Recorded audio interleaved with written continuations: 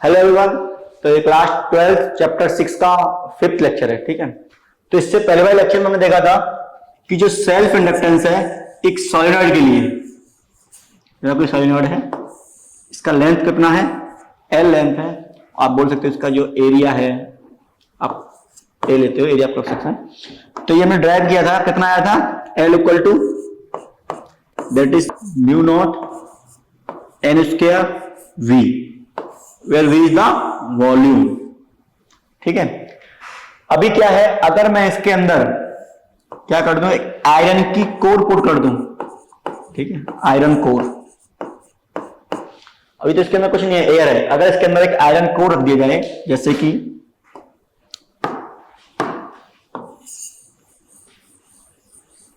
ये सोलेनॉइड है और इसके अंदर कोई एक आयरन की कोर है अंदर, ठीक है, ये आयरन की कोर है। तो अब इसकी जो इंडक्टेंस चेंज होगी सिर्फ इतना होगा कि अगर इसकी म्यू आर है तो फ्री स्पेस की म्यू नॉट होती है ना, इसकी म्यू आर है, तो म्यू आर से इसको क्या हो जाएगा, सिंपल इनटू हो जाएगा mu R mu not N square V, या पहले पढ़ चुके, ठीक है, क्योंकि मैग्नीट्यूड चेंज जाएगा उसका, राइट। तो ये था हमारी क्या, सेल्फ इंडक्टेंस। अब मैं लास्ट लेक्चर में बताया था कि जैसे कैपेसिटर वर्क करता है ना, इलेक्ट्रिकल एनर्जी को स्टोर करता है, ऐसे तुम्हारा क्या करता है, इंडक्टर स्टोर करता है, किसको, मैग्नेटिक एनर्जी को। क्या हो गया, इंडक्टर्स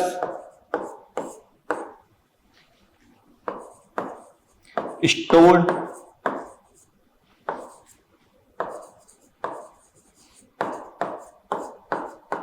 मैग्नेटिक एनर्जी,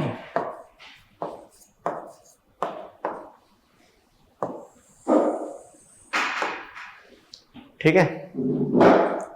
अब उसका देखेंगे हम एक्सप्रेशन क्या आता है निकल के, ठीक है। तो हमारे पास क्या था, हमने ये देखा कि कोई भी अगर मेरा इंडक्टर है, ये ए से बी मेरा कोई इंडक्टर है, इसकी L क्या है, इंडक्टेंस है, तो इसमें जो पोटेंशियल जनरेट होके आता है, अगर मेरा I करंट ऐसे गया, तो मैंने बोला था कि जो VAB आएगा मेरा, that should be L DI over DT, ठीक है, ये आया था ना। चलो ये आ गया करंट। अब मुझे क्या निकालना है इसका, मुझे निकालना है इसमें कि कितना एनर्जी स्टोर हो गया। ये बड़ा पोटेंशियल है, एक तरह से क्या है, ये पोटेंशियल है, इंड्यूस पोटेंशियल VAB। अब इसको ऐसे ही लिख सकते हो, E भी लिख सकते हो, है ना, इस डायरेक्शन में ये, राइट।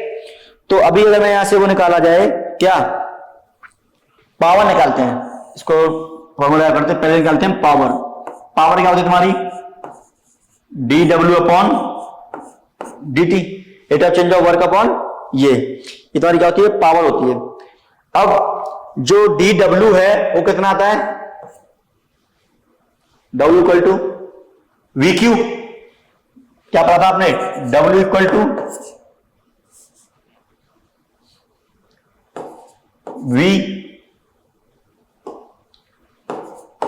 VQ चार्ज इनटू ये। अगर मैं इसको dW ओवर dt करूं तो क्या आएगा, देखो V dQ ओवर dt, इसका मतलब क्या रख सकता हूं मैं इसको, V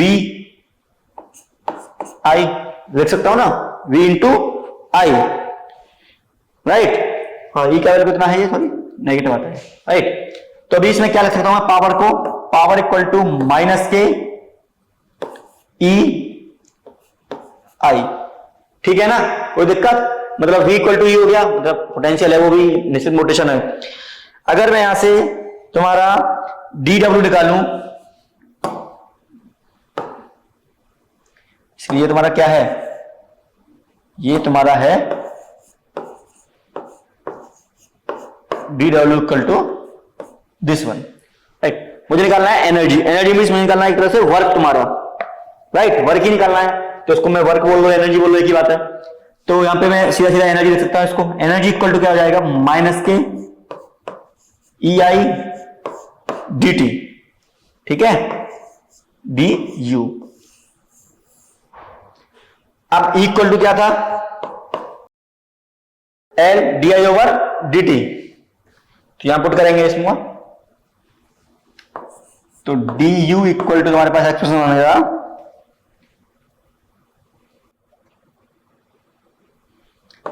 L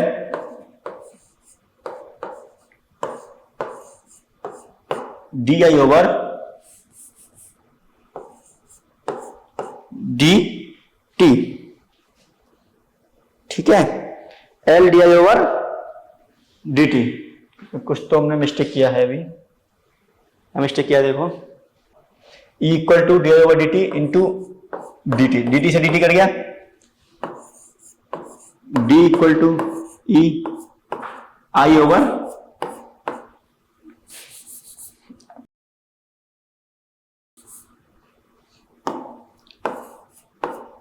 D I, right. अब आएंगे लिमिट, जब आई की वैल्यू 0 थी तो कोई भी एनर्जी नहीं थी उसमें, जब आई की वैल्यू आई हो गई तो एनर्जी क्या होगी, यू। तो इंडिकेट करेंगे यू इक्वल टू एल 0 से आई आई डी आई। ये तुम्हें क्या देगा निकाल के, u equal to half L I square.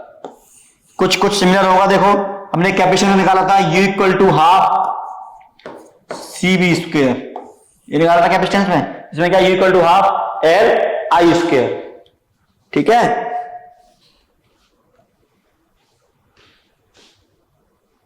ये यहां से आया, राइट, ये हो गया।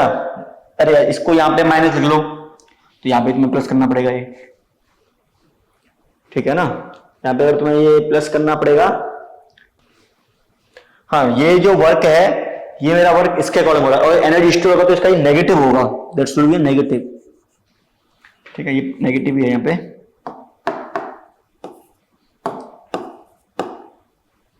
दैट्स नेगेटिव, तो नेगेटिव से नेगेटिव कट जाएगा, याद एक्सप्रेशन। ठीक है, फाइनली ये एक्सप्रेशन तुम्हें याद रखना है, राइट। अभी बात करते हैं किसका हम, हाँ, ये जो एनर्जी है इसका जो सोर्स क्या है, note the source of this energy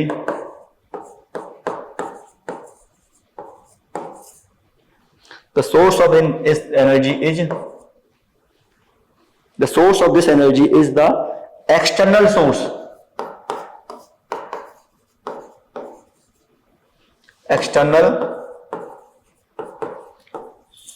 of EMF।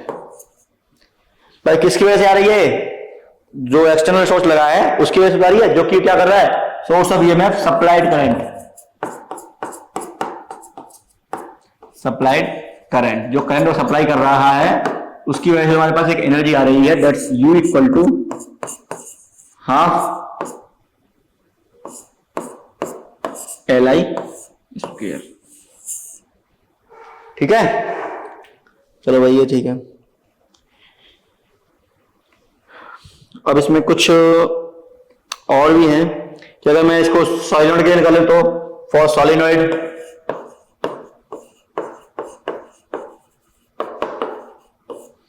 L equal to क्या निकाला अभी हमने, mu not N square V. तो एनर्जी निकालोगे यहां से तुम, U equal to half mu not N square V I square. याद रखना वी यहां पे क्या है, वॉल्यूम ऑफ सॉलिनॉइड। ठीक है, यहां से क्या करोगे आप, u upon v equal to 1/2 mu not N square I. ठीक है, अब ये तुम्हारा क्या हो गया, देखो u अपॉन v क्या होता है, energy density. u upon v क्या होता है, एनर्जी डेंसिटी। लिख सकता हूं मैं एनर्जी ENI, एनर्जी डेंसिटी। अच्छा, ये देखो म्यू नॉट एन आई, अगर ये म्यू नॉट एन आई है, mu not N I, mu not N I को क्या लिख सकता हूं मैं, B, mu not N I को मैं क्या लिख सकता हूं बेटा, बी लिख सकता हूं। लेकिन एक सेकेंड,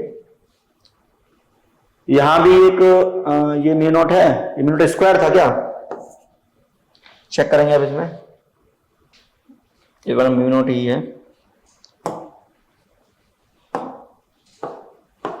ठीक है, ये है। अभी देखो इसको ऐसे कर सकते हैं ना, 1/2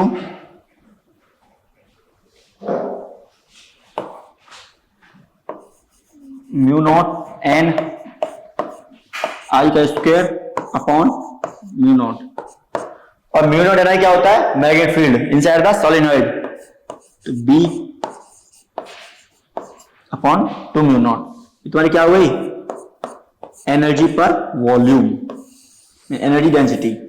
ऐसे तुम्हारी इलेक्ट्रिक फील्ड में आई थी, वो क्या आई थी इलेक्ट्रोस्टैटिक में,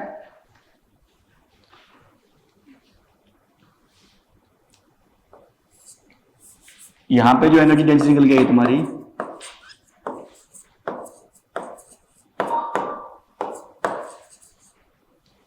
बोलेंगे इसको मैग्नेटिक एनर्जी डेंसिटी,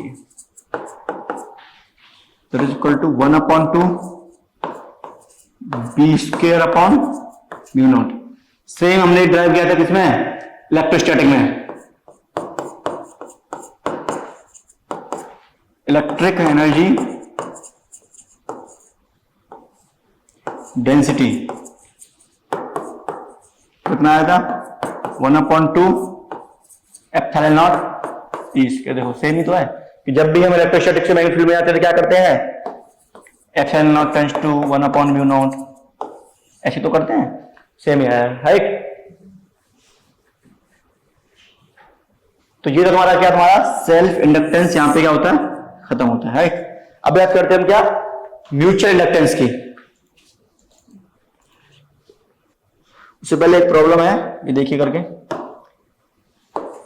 क्या है problem, what inductance would be needed to store 1 kilowatt hour of energy in a coil carrying 200 ampere current।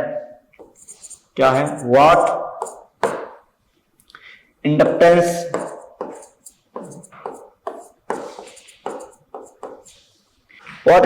would be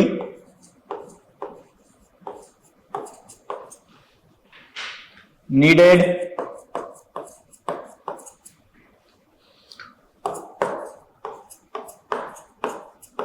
to store 1 kilowatt hour of energy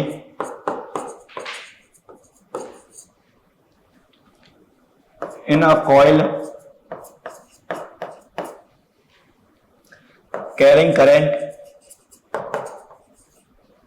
carrying a 200 ampere current, और ये given है तुम्हारा कि 1 kilo watt hour equal to 3.6 into 10⁶ joule, ठीक है बेटा। तो इसके लिए क्या करेंगे हम, निकालना है क्या, इंडक्टेंस। तो अभी हमने फॉर्मूला पढ़ा है, क्या देखा है इसका फॉर्मूला, जो एनर्जी होती है वो क्या होती है, 1/2 L I स्क्वायर। मेरे पास U दे रखा है कितना, 3.6 इंटू 10⁶ जूल। तो यहां से मुझे L निकालना है, तो L के लिए क्या करूंगा मैं, L equal to 2U upon I square. 2U का वैल्यू कितना है, 3.6 into 10⁶ upon I square. I square means 200 into 200, तो एक 2 से 2 गया, 4 0 से ये गया, ये 2 बचे यहां पे, राइट। ये गया कितना, 1.6, मीन जो L की वैल्यू आएगी वो कितनी आएगी, 1.6 इंटू 10⁻² हेनरी। चेक कर लेता हूँ, 1.6 इंटू 10⁻² हेनरी,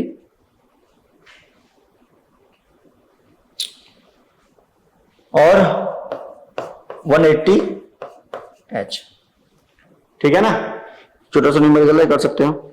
और भी रखे हैं इसमें, कि what is the magnetic flux through one turn off solenoid self inductance. ये कर लोगे आप, ये छोड़ो। अब चलते नेक्स्ट टॉपिक की, दैट इज म्यूचुअल इंडक्टेंस। ठीक है भाई, अभी तो बात कर रहे थे हम क्या, सेल्फ इंडक्टेंस।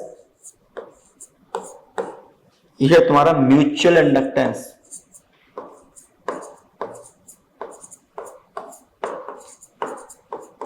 अगर सेल्फ इंडक्टेंस समझ में आ गया है तो ये भी आराम से आ जाएगा। तो भी क्या था देखो, अभी तुम्हारे पास एक कॉइल था, एक सिंगल कॉइल था, ठीक है। इसी में क्या हो रहा था, करंट इंक्रीज और डिक्रीज हो रहा था, और इसी कॉइल में क्या हो रहा था, अपोज हो रहा था, ठीक है। मतलब यही कॉइल खुद का ही क्या कर रही थी, अपोज कर रही थी, राइट। क्योंकि खुद के अंदर जो फ्लक्स चेंज हो रहा है उसका क्या कर रही थी, अपोज कर रही थी। तो इसलिए बोला जाएगा इसको सेल्फ इंडक्टेंस, ठीक है। अब म्यूचुअल की बात करें कि सपोज करो तुम्हारे पास एक कॉइल ये है, C1 कॉइल है कोई, और तुम्हारे पास एक C2 कॉइल है, ठीक है। अभी मैं C1 में कोई भी एक करंट फ्लो कराता हूं, I C1 में करंट फ्लो होगा। अब इस C1 कॉइल की वजह से यहां पे एक मैग्नेटिक फील्ड बनेगा, मैग्नेटिक फील्ड आएगा। अगर ये करंट I है इसमें तो इसका मैग्नेटिक फील्ड बनेगा। अगर मेरा I ये चेंज होगा, अगर ये I क्या होगा, चेंज होगा, तो जो मैग्नेटिक फील्ड है ये भी क्या कहलाएगा, ये भी चेंज होगा, ठीक है। ये भी चेंज होगा। अब ये मैग्नेटिक फील्ड चेंज होगा, इसकी वजह से क्या होगा, तुम्हारा फ्लक्स क्या होगा, फ्लक्स भी चेंज होगा, ठीक है। अगर ये इंक्रीज कर रहा है तो फ्लक्स भी थोड़ा इंक्रीज करेगा, अगर ये डिक्रीज कर रहा है तो फ्लक्स भी थोड़ा क्या करेगा, डिक्रीज करेगा, ठीक है। अगर फ्लक्स डिक्रीज करेगा या इंक्रीज करेगा मींस फ्लक्स चेंज होगा, तो फ्लक्स चेंज होगा तो फैराडे लॉ के अकॉर्डिंग क्या होगा, इस कॉइल में, ये जो कॉइल है इस कॉइल में क्या होगा, एक इंड्यूस्ड ईएमएफ जनरेट होगा, ठीक है। क्या होगा, फ्लक्स चेंज की वजह से क्या आएगा तुम्हारा कॉइल में, induced EMF, right, induced EMF आएगा। अब जब इंड्यूस्ड ईएमएफ है तो इस कॉइल का कुछ रेजिस्टेंस होगा, उसकी वजह से क्या आएगा, इंड्यूस्ड करंट आएगा, ठीक है। और डायरेक्शन क्या होगा इंड्यूस्ड ईएमएफ का, जो इसका अपोज कर सके। जैसे अगर तुम्हारा फ्लक्स इंक्रीज हो रहा है तो इंड्यूस्ड ईएमएफ, इंड्यूस्ड करंट ऐसा आएगा कि फ्लक्स को डिक्रीज कर सके, ठीक है। अगर फ्लक्स डिक्रीज हो रहा है तो इंड्यूस्ड करंट का डायरेक्शन ऐसा होगा कि जो फ्लक्स को क्या कर सके, इंक्रीज कर सके, ठीक है ना। इसी को क्या बोला जाता है, म्यूचुअल इंडक्टेंस, ठीक है। ये किसकी वजह से हो रहा है, म्यूचुअल इंडक्टेंस, और इसको नोट करते हैं किससे, हम एम से, राइट। अब निकालेंगे क्या है इसका एक्सप्रेशन, क्या आता है। अगर मेरा ये कॉइल 1 है, कॉइल 2 है, कॉइल 1 के थ्रू अगर सेम चीज मैं कॉइल 2 में करूं तो इस पर जो म्यूचुअल इंडक्शन होगा वो और ये आपस में क्या होंगे, इक्वली होंगे, राइट। तो अगर देखा जाए आपको मैथमेटिकली, सपोज मानो कि ये जो कॉइल 1 है इसमें I1 करंट गया, ठीक है, I1 करंट गया। अब जो I1 करंट गया है, अब कॉइल 2 से जो फ्लक्स चेंज होगा वो किस पर डिपेंड करेगा, I1 पे,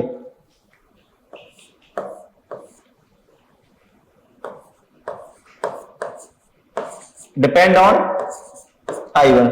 ये बात समझ में आया कि जो सपोज मानो इसमें N1 टर्न्स हैं, इसमें N2 टर्न है, इसमें गया कोई करंट I1, इसमें अगर I1 करंट गया, अभी जो फ्लक्स चेंज होगा इसमें φ2 वो किस पे डिपेंड करेगा, I1 पे। ये हमने अभी लिखा था, सेल्फ के लिए लिखा था, उसमें सिर्फ 1 2 नहीं लिखे थे क्योंकि एक ही कॉइल थी, ठीक है। अब इसी को हटाने के लिए हमारे पास क्या आएगा, N2 φ2 इक्वल टू M, एक कांस्टेंट है I1, इसी को बोला गया म्यूचुअल इंडक्टेंस। तो M equal to N2 φ2 upon I1। और φ2 क्या है, φ2 है तुम्हारा क्या, मैग्नेटिक फील्ड, मतलब flux, sorry flux passing through the second coil. अब वो डिपेंड किस पे करेगा, तुम्हारा फर्स्ट कॉइल पे, क्योंकि फर्स्ट कॉइल का मैग्नेटिक फील्ड लेंगे उसमें, ठीक है। ये लिखूंगे आप इसमें, N2 φ2 क्या है तुम्हारा, टोटल फ्लक्स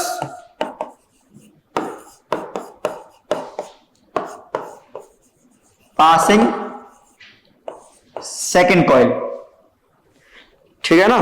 तो ये तुम्हारा था फर्स्ट एक्सप्रेशन।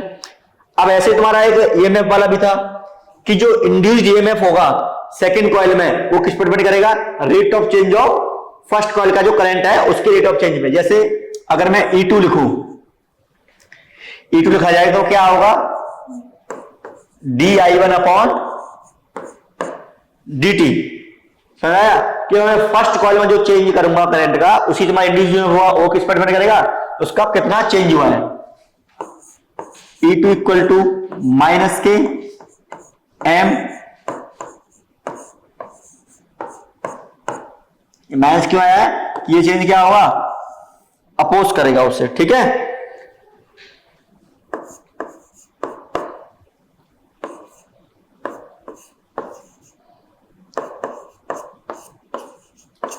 ये सेम सेल्फ इंडक्टेंस जैसा ही है, उसमें बस फर्क इतना था कि एक ही कॉइल था और एक ही में हमारा इंड्यूस्ड ईएमएफ हो रहा है। इसमें क्या है, जिस कॉइल में हम करंट फ्लो करा रहे हैं उसके दूसरे वाले कॉइल में इंड्यूस्ड ईएमएफ, इंड्यूस्ड करंट हम देख रहे हैं। ठीक है, इसकी यूनिट भी सेम ही है हेनरी, क्योंकि ये भी इंडक्टेंस है वो भी इंडक्टेंस है, दोनों की यूनिट क्या है, सेम ही है।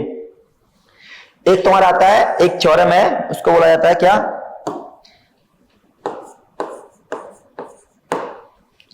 रेसिप्रोसिटी। रेसिप्रोसिटी ये क्या कहती है, देखो सपोज मानो मैंने आई करंट पहली वाली कॉइल में चेंज किया, ये कॉइल है दो, ठीक है, ये कहती है कि अगर मैंने I1 करंट इसमें पहले चेंज किया, ठीक है, तो तुम्हारे पास एक M1, ये मेरा कोई कॉइल है, ये ये कॉइल 1 है, ये कॉइल 2 है, इसमें N1 और इसका फ्लक्स होगा वो Φ1 होगा, अगर ये N2 है तो फ्लक्स होगा इसका Φ2 होगा, और इसकी ये आएगी F1 ड्यू टू 2, इसमें आएगी F2 ड्यू टू 1। इसका मतलब है mutual inductance in second due to 1। अब देखो अभी क्या था कि जो E2 है that is equal to M21 और E1 है that is equal to M12 di2, ये दो रिलेशन है। और दो और कौन से थे,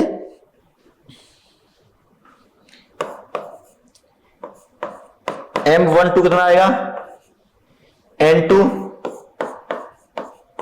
Φ2 I1, M21 कितना आएगा,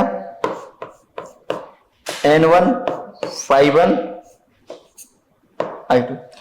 अब इससे देख के तो पता चलता है कि दोनों का जो म्यूचुअल इंडक्टेंस होगा वो क्या होगा, सेम ही होगा। ठीक है, अगर M21 निकालो या फिर आप M12 निकालो, दोनों कितने आएंगे, इक्वली आएंगे आपस में, उसको बोला गया सपोज मानो M। ठीक है, इस कॉइल के थ्रू इस पे निकाल लो या इस कॉइल के थ्रू इस पे निकालो, दोनों क्या आएंगे, सेम ही आएंगे। ठीक है, तो ऐसे ही जैसे हमने सेल्फ इंडक्टेंस फाइंड किया था, इसको फाइंड कर सकते हैं। कैसे फाइंड करेंगे इसको, सेम कुछ स्टेप्स हैं इसको फाइंड करने के लिए किसी भी सर्किट के लिए। तो पहला क्या है, इसमें हमारे दो कॉइल हैं, ठीक है, कॉइल 1 कॉइल 2। तो आपको क्या करना है, assume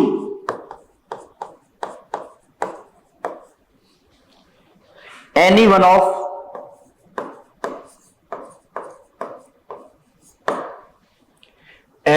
the coils as primary। ठीक है, हाँ एक और, जिस कॉइल में हम करंट फ्लो कराते हैं दूसरे में देखते हैं उसको बोलते हैं प्राइमरी, उसको बोलते हैं दूसरी को सेकेंडरी। ठीक है, and other as secondary coil. ये सिर्फ अभी तक नंबरिंग हुआ है कि एक को प्राइमरी बोल दो दूसरे को सेकेंडरी बोल दो। दूसरा क्या है, pass the current, pass I in primary coil. ठीक है। तीसरा क्या है, ऑप्टेन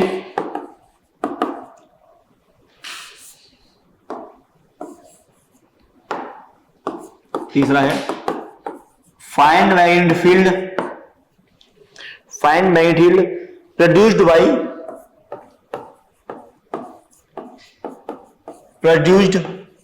बाई आई। इस करंट से जो मैग्नेटिक फील्ड निकल रहा है उसको निकालना है, ठीक है। फोर्थ क्या है तुम्हारा, फ्लक्स फाई टू निकालना है कि जो कॉइल सेकेंडरी कॉइल है उसमें से कितना फ्लक्स पास हो रहा है। फिफ्थ क्या है तुम्हारा, ये वाला फॉर्मूला यूज करना है, M equal to N N two phi two और आई वन। याद रखना जिस कॉइल में हम ये म्यूचुअल इंडक्टेंस निकाल रहे हैं उस कॉइल का ही फ्लक्स लेते हैं, उसका ही क्या लेते हैं, नंबर ऑफ टर्न लेते हैं, लेकिन डिवाइड करते हैं उसके अपोजिट कॉइल में, सेकंड वाले कॉइल में, ठीक है। ये स्टेप्स हैं। अब इनको फॉलो करते हुए एक डेरिवेशन करते हैं किसके लिए, mutual inductance of a solenoid surrounded by a coil. क्या है derivation,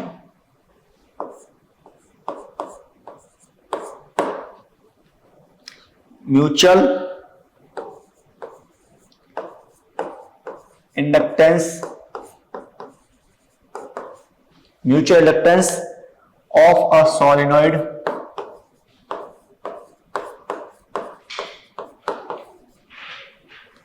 surrounded by a coil,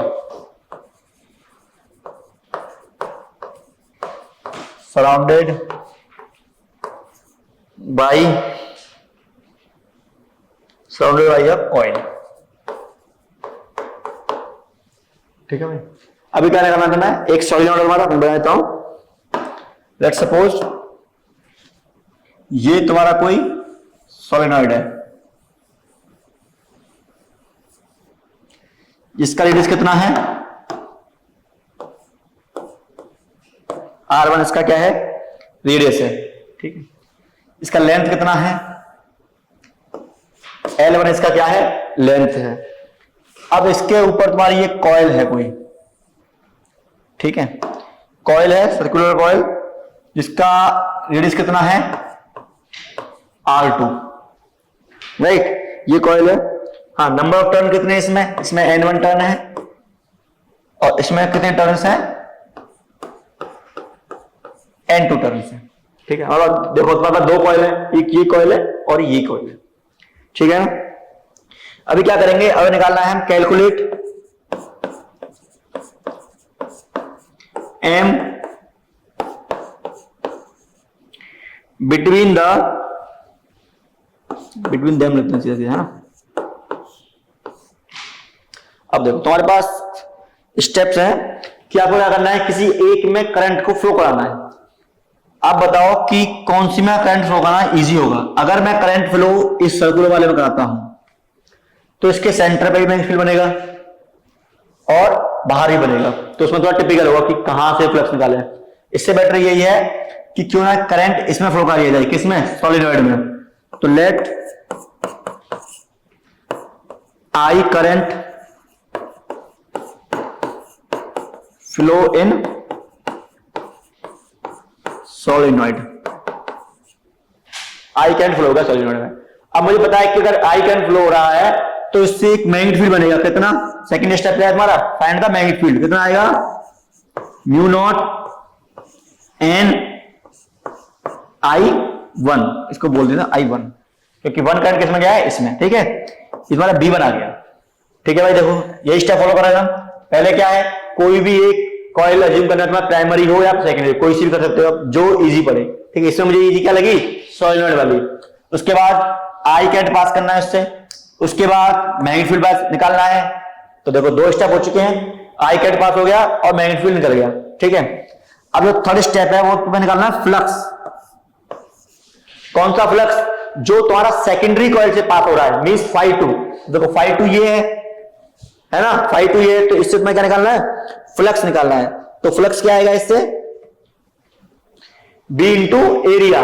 B कितना है, mu not N I, B into area.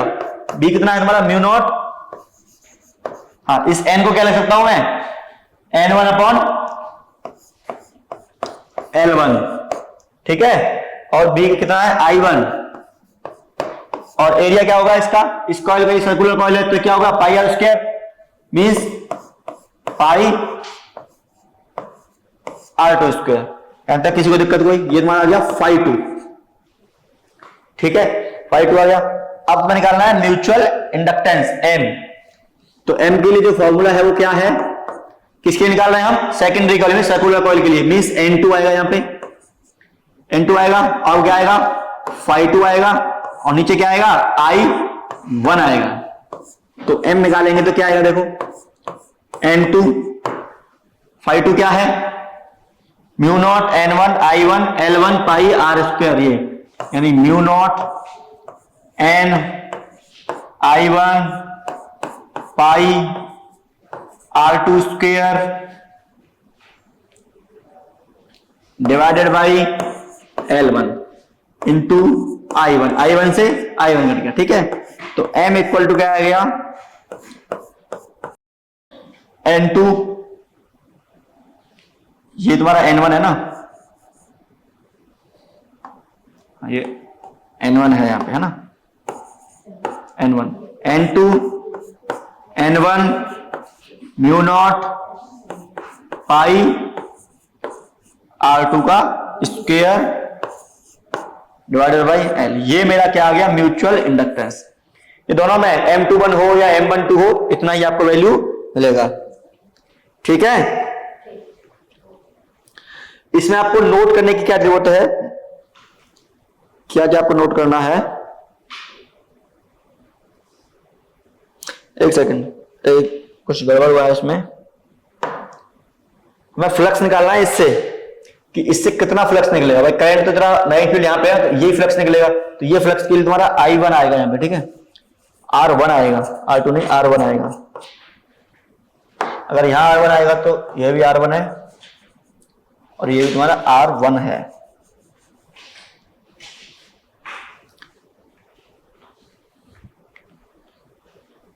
ठीक है, इतना ही फ्लक्स निकलेगा उससे। अभी इसमें तुम्हें क्या नोट करने की जरूरत है, देखो नोट करने की क्या है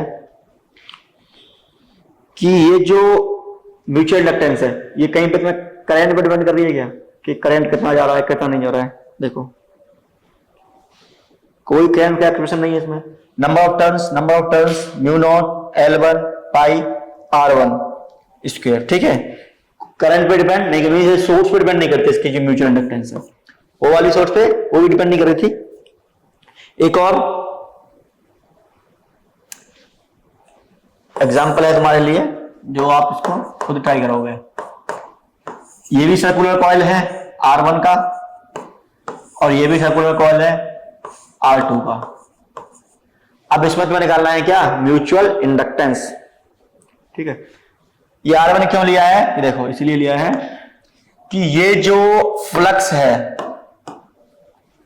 मेरे पास यहां बनेगा मैग्नेटिक फील्ड B, और इसका रेडियस है मेरे पास R1 और ये रेडियस है मेरे पास R2, ठीक है ना, ये रेडियस है R1, ये मेरा R2।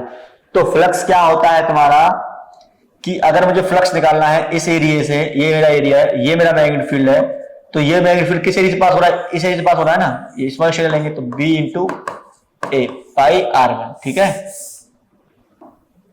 अब करंट इलेक्ट्रिसिटी में हमने पढ़ा था कॉम्बिनेशन ऑफ रजिस्टर, ठीक है, ये म्यूचुअल इलेक्ट्रिक हो गया। क्या पढ़ा था हमने, कॉम्बिनेशन ऑफ रजिस्टर। ऐसे ही यहां पे क्या होता है, combination of inductor,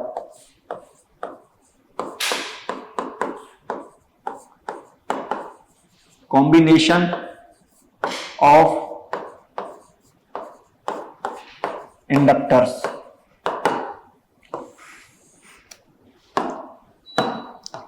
direct result लग रहा हूं मैं, ठीक है, प्रूफ तुम करना। एक तो होता है सीरीज कॉम्बिनेशन, दूसरा कौन सा है, पैरेलल कॉम्बिनेशन।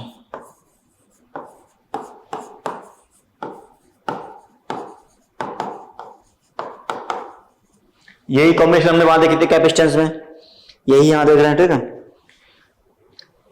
तो सीरीज का के लिए क्या लगता है, सिंपल है, फॉलो करता है जैसे कि रेजिस्टेंस में होता है।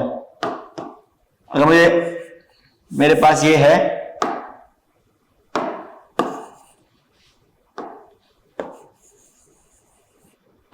L1 L2